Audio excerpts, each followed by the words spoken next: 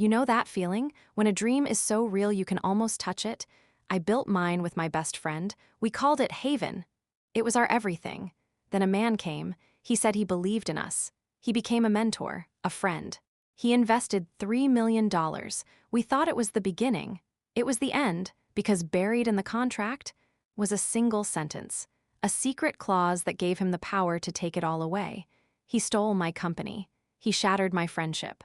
He broke me, and he thought I would just disappear, but when you have nothing left to lose, you find a new kind of strength. A cold, quiet strength. My name is Scarlett. Right now, I am sitting in a black car, watching the rain slide down the window. In my hand is a small, silver thumb drive. It doesn't look like much, but on it is a truth so dangerous, it could blow up an entire city block of glass skyscrapers. My heart is beating so hard I can feel it in my teeth. In 1 hour, I will walk into the biggest tech conference in the state. I will face the man who broke me. The man who smiled as he tore my life's work apart. I have practiced this moment for a year. I have nothing left to lose, everything to gain. And a revenge so cold, it has kept me warm on the darkest nights. But let me start at the beginning. Not with the explosion, but with the spark. 5 years ago, my world was made of two things: big dreams and my best friend, Chloe. We were seniors in college, buried in a dorm room that smelled of old pizza and ambition. I was the planner, the one with the spreadsheets and the to-do lists that stretched to the moon. Chloe was the heart, the artist who could see colors and feelings in a blank screen. We were different, but together we clicked. We fit. The idea came to us during one of our classic late-night talk sessions. We called it Haven. A website, but more than that. A home. A place for creative people, the artists, the writers, the designers, to find work that didn't crush their spirit. And for companies to find real talent, not just paper resumes. It was simple. It was pure. It was ours. We built it with our own hands. I learned to code until my eyes crossed. Chloe designed every button, every color, every font. We lived on noodles and hope. We'd work until sunrise, then crash on the couch, talking about the future in sleepy whispers. What if we get a real office? What if we help 1,000 people? What if we change everything? We were a perfect team. A family of two. After we graduated, the real grind began. We got a tiny apartment. The living room was our office, our warehouse, our everything. We were poor, but we were so happy. Every new user who signed up felt like a victory parade. Every nice comment was a gold star. We were building our castle, one brick at a time. It took 3 years of this, 3 years of no vacations, of worn-out shoes, of saying no to parties and yes to another hour of work, for Haven to start to really grow. People liked it. They really, really liked it. A big tech website wrote about us. Suddenly, hundreds of people were joining every day. Our little castle had a drawbridge and people were flooding in. That's when the knights arrived. And the dragons. The first venture capitalists came calling. Men in perfect suits with perfect teeth and watches that cost more than my car. They talked about valuation and market capture and exit strategies. Their words were slick and cold. Chloe and I would meet them, smiling nervously, then come home and laugh about how they didn't get it. Haven wasn't about an exit. It was about a home. We said no to them all. Then we met Leo Vance. He was not like the others. He was older, maybe in his 50s, with kind eyes and a voice that sounded like a favorite uncle. He had made his money a long time ago in the early days of the internet. He said he wasn't interested in just making more money. He was interested in legacy, in helping the next generation. He found us after reading the article. He called it inspiring. He asked for a meeting, just to talk, no pressure. We met him at a quiet coffee shop. He didn't bring a stack of papers. He just listened. He asked about our vision. He nodded when Chloe talked about color theory and community vibe. He asked smart questions about my numbers. He made us feel seen. Not as a business, but as dreamers. "You remind me of me," he said, stirring his coffee. "All heart and hustle, that's what changes the world." He became a regular presence, a mentor. He'd take us to lunch, ask how things were going, offer little bits of advice. He introduced us to other founders, good people. He felt like a guardian angel who had decided to land on our shoulders. One day, after Haven had grown even more, he sat us down. His face was serious, but his eyes were warm. "Girls," he said, "you've done the impossible. You've built something real from nothing. But to make it truly soar, to make it reach everyone who needs it, you need fuel, you need a real investment. My stomach did a little flip. This was it, the big talk. I want to lead your seed funding round, he said. $3 million. The air left the room. $3 million.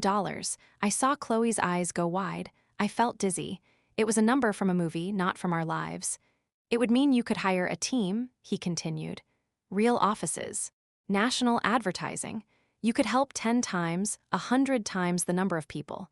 You could build the haven you always pictured in your heads. It was everything we wanted. Everything we'd stayed up nights dreaming about. And it was being offered by the one person in this world we trusted. We said yes. Of course we said yes. The celebration was pure joy. Chloe and I danced around our messy apartment, crying and laughing. We called our parents. We bought a bottle of cheap champagne and drank it straight from the bottle. The future was a bright, golden door, and it was swinging wide open. Then the lawyers got involved. The term sheet arrived. It was a monster of a document, over 100 pages thick, filled with words like liquidation preference and anti-dilution provision. It was a wall of legal jargon. We had a lawyer. His name was Ben. He was a nice man who had helped us with our basic business paperwork. He was a generalist, not a shark. He looked over the term sheet. "It's complex," Ben said, scratching his head, "but that's normal for this amount of money. Leo Vance has a stellar reputation. I don't see any giant red flags. I'll do a full review, but it looks standard." We trusted Ben. More than that, we trusted Leo. The papers felt like a boring step we had to get through to reach our dream. We were so busy planning, hiring our first employees, looking at office spaces, that we let the details blur. Signing them felt like a ceremony. A final step. The signing day was at Leo's penthouse. It was beautiful, all white furniture and stunning views of the city. There was soft music, a photographer. Glasses of champagne sat waiting on a silver tray. Leo gave a speech. He talked about belief, about potential. He put a hand on my shoulder and a hand on Chloe's. "I'm not just investing in a company," he said, his voice thick with emotion. "I'm investing in you." We signed, page after page after page. Our hands cramping, our faces aching from smiling. The flash of the camera, the pop of the champagne cork. It was the best day of our lives. For the next 6 months, it was a dream come true. The money hit our account. We moved into a beautiful office with exposed brick and huge windows. We hired amazing, smart, passionate people. The team grew from 2 to 20. Our user numbers shot up like a rocket. We were in newspapers. We were invited to speak on panels. We were, as they say, killing it. But slowly, so slowly I almost didn't notice, the dream began to change color. It started in our board meetings. Leo, Chloe, and me. At first, they were fun. Updates on our great progress. Then, Leo started making suggestions. "The brand feels a little young," he said one day, looking at Chloe's latest designs. "For the enterprise clients we want to attract, we need to project more stability, more seriousness." Chloe's smile faded. "Haven is warm," she said. "That's the whole point. It's not supposed to feel like a bank." "I'm just thinking about scaling," Leo said gently, turning to me. "Scarlett, you understand. To get the big contracts, we sometimes have to soften the edges." I felt torn. I wanted to defend Chloe, our vision, but Leo was making sense from a business perspective. I tried to find a middle. "Maybe we can keep our heart but make it look a bit more polished," I said. Chloe shot me a look that hurt. It was the first crack. Leo's suggestions became stronger. He insisted we hire a growth consultant he knew. The consultant's advice was always to make things more generic, more corporate. Chase the money, not the mission. Chloe and I began to argue after every meeting. "He's stealing the soul of Haven?" She'd hiss at me in her office. "He's trying to make it sustainable, to make it last," I'd argue back. "At what cost?" She'd yell. We weren't a team anymore. We were two generals on opposite sides of a war, and our friendship was the battlefield, getting torn up. The pressure was a constant knot in my stomach, but the company was still successful. We were on the verge of something even bigger. A Series A funding round from Greystone Partners, a top-tier firm. This was the big leagues. A deal that would value Haven at $50 million. It would secure our future forever. We were in the final stages. A handshake deal was days away. Then, Leo called the emergency board meeting. Chloe and I walked in, tense with each other, but excited to update him on the Greystone progress. He wasn't smiling. He sat at the head of the table, a stone statue. "We have a problem," he said. "No hello, no warmth." "What's wrong?" I asked. "The Greystone deal is off. You will reject their offer." Silence. Chloe laughed, a sharp, disbelieving sound. "What are you talking about? We're finalizing terms." "It's done." Leo slid a single piece of paper across the table. It was a page from the investment agreement we'd signed a year ago. One paragraph was highlighted in glaring yellow. "Page 78, he said, his voice flat. "Subsection G, the Vance Clause, as I call it." My eyes raced over the words. It was legalese, but the meaning was a poison that spread through my body instantly. It was a clause about protective provisions for the lead investor. It said that Leo, as the majority preferred shareholder, had the right to veto any new investment, any sale of the company, any major decision, if he deemed it not in the best financial or strategic interest of the company. The words were vague. The power was absolute. This can't be," I whispered. My mouth was dry. Ben never said. "Your lawyer was out of his depth," Leo said, not unkindly, which made it worse. "This is a standard protection for someone risking $3 million. I'm sure he saw it. He probably just didn't think it was important." "It says you can veto anything," Chloe shouted, slamming her hand on the table. "You can just say no to whatever you want. That's not standard. That's a dictatorship." "It's business, Chloe," Leo said, his eyes turning cold. "The kind uncle was gone. And I am vetoing the Greystone deal. Their vision is wrong. They want to double down on your small-time freelancers. That's a tiny market, a dead end." "That's our entire mission," I cried, finding my voice. "That's Haven." "No," Leo said calmly. "Haven is a platform with a user base and technology. An asset, and I have a better offer. Talent Forge, the HR software giant, wants to buy it.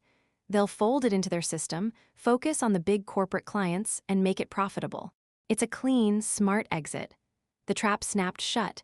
I could almost hear the sound. "We won't agree to sell," Chloe said, her voice trembling with rage. "You don't have a choice," Leo said. "My clause gives me drag-along rights. If I vote to sell, your shares are forced to come along. You can't stop it. If you try to fight me, I will sue you for damaging the company. The legal fees will bankrupt you long before you ever win. And you won't win." He stood up, looking down at us. "The choice is simple. Come along quietly. Endorse the Talent Forge sale. You'll each walk away with several $1,000,000, a life-changing amount of money for girls your age. Or fight me and walk away with nothing but lawyer bills and a broken reputation." He left the room. Chloe turned to me. Her face was white, her eyes burning with tears of pure fury. "You," she breathed. The word was a curse. "You were so eager, so ready to be a big-shot CEO, to take the money and run. You pushed for this. You trusted the snake." The accusation was a knife to the heart. "We both did, Chloe. We both trusted him." "I trusted you," she screamed. The sound echoed in the glass-walled room. "You were the careful one, the smart one. You were supposed to protect us. You were supposed to read the fine print." She grabbed her bag, her whole body shaking. "I will fight this. I will burn it all to the ground before I let him have it." "Chloe, wait." But she was gone. The door slammed shut. That was the last time we spoke as friends. As sisters, what followed was a nightmare. The news leaked. Founder infighting sinks Haven's big deal. Our staff was scared. Our users were confused. The Greystone deal vanished like smoke. Chloe went to war. She gave angry interviews. She posted on social media. She called Leo a thief and a liar. It made noise, but it didn't change the law. Leo's lawyers were like a wall of ice, unmovable. I was frozen, paralyzed by shame and guilt. Chloe was right. I had been the numbers person. I should have seen it. I hired new lawyers, expensive ones. They all said the same thing. "The clause is bulletproof. He has you. Your best option is to negotiate for more money for yourself." I felt myself breaking apart. The dream was dead. My best friend hated me. I was a joke, the girl who got played. I finally called Leo. I sounded hollow, empty. "I give up," I said. "I'll sign, I just want out." I could hear the victory in his voice. "A wise choice, Scarlett, you're a survivor." I sold my shares. I took the money. To the world, it looked like I had given up, taken the cash, and run away. I let them think it. I disappeared. Chloe fought until the very end, but she was forced to sell too. She left Austin. She erased me from her life. That loss was a constant, aching hole. For months, I drifted. I had millions in the bank and nothing in my soul. I traveled to empty beaches and quiet cities, but I was just a ghost in nice hotels. The shame followed me everywhere. I had been so smart and so stupid. Then, one rainy afternoon in a foreign city, I saw a young couple at a coffee shop. They had a laptop open, their heads closed together, talking fast and excited. They were building something. I saw us in them. Chloe and me, full of fire and faith, and a new fire lit inside me. It wasn't warm. It was cold and blue and very, very quiet. Rage makes you loud. Revenge, I decided, would make me silent. Invisible. Leo thought he'd won. He thought I was a minor annoyance, dealt with. He would forget about me. I would make sure he never, ever forgot. I moved back to Austin, but not to my old life. I rented a small, plain office under a fake company name. I became a ghost. I used my blood money to fund a new project. The destruction of Leo Vance. I needed help. I found Miles first, a former forensic accountant who had been fired from a big firm for being too honest. He had a deep hatred for men like Leo who twisted the rules. He was pale, quiet, and brilliant with numbers. Then I found Zoe. A hacker, not the criminal kind, but the kind who believed secrets were meant to be found. She was young, with fierce eyes and a belief that the world needed correcting. She asked me why I was doing this. I told her the whole story. She simply nodded and said, "Okay, let's break it." Our plan was not to attack Leo head-on. It was to study him, to understand his entire world, and then to find the single thread that would unravel the whole sweater. For a year, we worked in the shadows. Miles followed the money. He dug into every one of Leo's past investments. A pattern emerged, clear and ugly. Leo had done this before, not exactly the same, but close. He would invest in a passionate, first-time founder. He would befriend them. Then he would use some clause, some technicality, to force a sale of the company to a specific bigger company. The founder would get some money, but their dream would be gutted. We found 3 others. A woman who had built an app to connect volunteer tutors with kids in need. Leo forced a sale to a for-profit tutoring company that tripled the prices. A man who made beautiful, sustainable furniture. Leo forced a sale to a fast furniture chain that copied the designs in cheap plastic. Their stories were my story. The pain in their voices was my pain. We weren't just fighting for me anymore. Zoe dug into the companies that bought these gutted dreams, especially Talent Forge, the one waiting to buy Haven. She found a treasure trove of internal emails, and there it was, the proof. A secret agreement, not a signed contract, but a trail of emails, meeting notes, and hidden payments. Leo and a senior VP at Talent Forge had an understanding. Leo would use his claws to gain control of promising companies like mine. He would then guide them to sell to Talent Forge at a lower price than they were worth. In return, Leo received a secret success fee, a multi-million-dollar kickback, disguised as consulting income through a shell company. It was a perfect, corrupt circle. He was a predator, selling the dreams he helped strangle. But we couldn't go to the police with hacked emails. It was illegal. The evidence would be thrown out. We needed something public, something legal. A pressure point. Miles found it. Leo's personal finances. For all his wealth, Leo was greedy. He had personally guaranteed a huge loan to build a monument to himself, the Vance Innovation Tower. The project was in trouble. Over budget, behind schedule. He needed liquid cash to keep it afloat. His cash was tied up waiting for the final Talent Forge kickback from the Haven sale. The tower was his weak spot, his Achilles heel. The final piece was an ally. I reached out to Eli, the furniture maker Leo had destroyed. He was broken, living in a small town, his spirit crushed. When I video called him and laid out the plan, I saw the flame flicker back to life in his eyes. It was a dark flame, but it was there. He was in. The stage was set. The Talent Forge acquisition of what was left of Haven was final. The announcement was to be made at the Future Front Tech Conference, where Leo was the closing keynote speaker. He would stand on stage, a hero, and talk about the successful journey of Haven. I bought a ticket. I dressed in simple, dark clothes. I became part of the crowd. The conference hall was huge, packed with thousands of hopeful people. The air buzzed. I stood at the back, my heart a drum in my chest. In my pocket was the silver thumb drive. In my other pocket, my phone was connected to Miles and Zoe, waiting for my signal. Leo took the stage to applause. He looked every bit the wise king. He gave his speech. It was all about integrity and nurturing talent and building a better future. It made me feel sick. Then he unveiled the exciting news. Today, he boomed, we celebrate the next chapter for a beloved platform, Haven, as it joins the Talent Forge family to reach even greater heights. A slick, soulless video played on the giant screens. It showed the new, corporate version of Haven. Our warm colors were gone, replaced by cold blue. Our friendly logo was sharpened into something severe. It was a burial. A mockery. The audience applauded politely. My hands were fists at my sides. As the video ended, the moderator said, "We have time for a few questions." Eli, sitting in the third row, stood up. A microphone was passed to him. My mouth went dry. This was it. "Mr. Vance," Eli said, his voice clear but tight. "Eli Moss, you invested in the Goodwood 2 years ago. You used a clause in your investment to force me to sell to Home Fast. Is that correct?" The room quieted. This wasn't a normal question. Leo's smile didn't slip, but it tightened at the edges. "Eli, business decisions are complex. The sale ensured the sustainability of your product.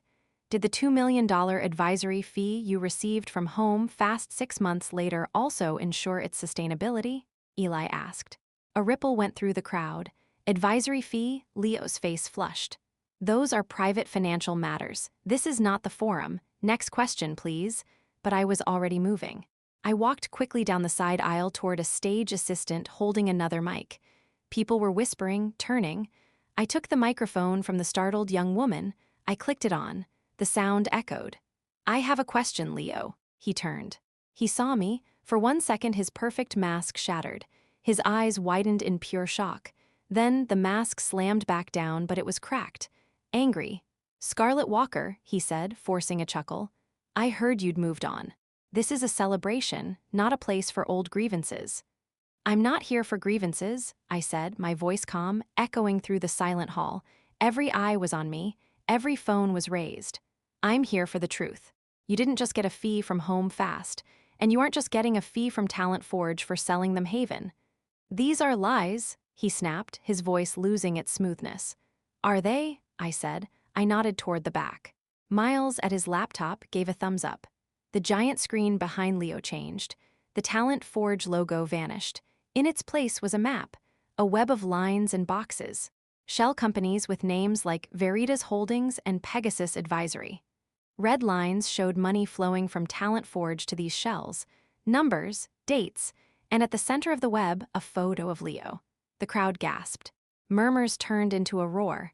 "This is a simplified map of your kickback scheme," I said, speaking over the noise. My voice was steady, cold.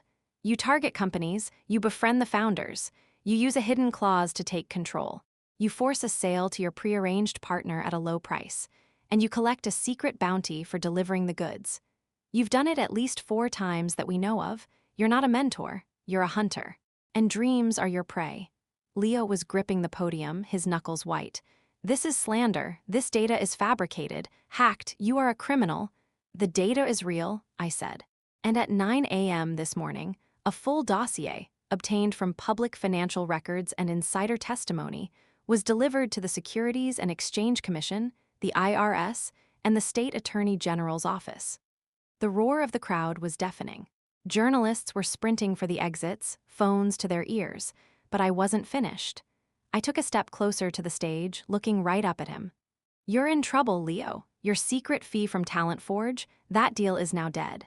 The loan for your vanity tower?